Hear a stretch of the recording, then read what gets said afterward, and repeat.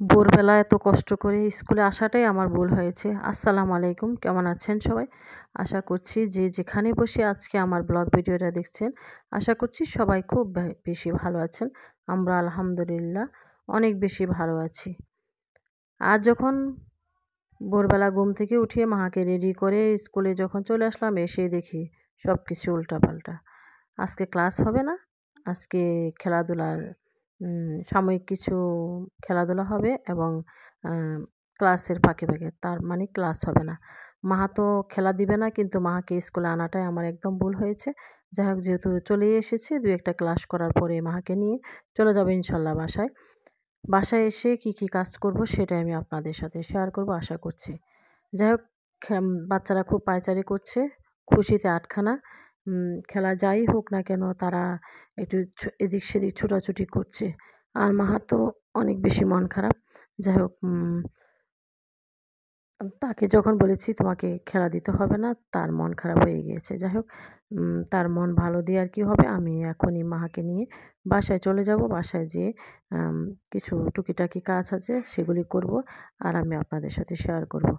যে যাই হোক, এই তো মাকে নিয়ে আমি বাসার দিকে রওনা দিলাম বিসমিল্লাহ পরে। যাই হোক,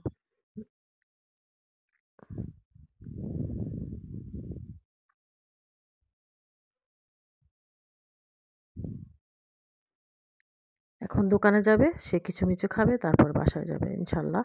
যাই হোক, এই তো আমি মাকে নিয়ে বাসায় চলে আসলাম।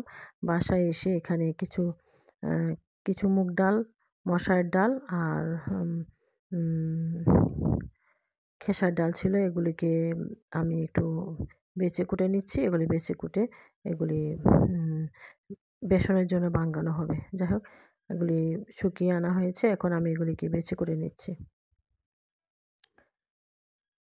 সামনে রোজা চলে আসছে। যাই হোক, এই তো বেচে কুড়া শেষ হওয়ার পরে তারপর হুম তারপর আছে আরও কিছু টুকিটাকি কাজ আছে, সেগুলো করে তারপর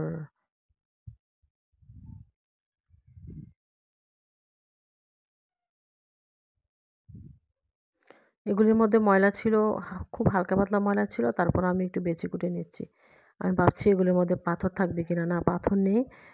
খুবই পরিষ্কার ছিল। একটু ধান আর একটু গমের আম ময়লা ছিল। যাই হোক, ময়লাগুলি কুটানো আমার শেষ।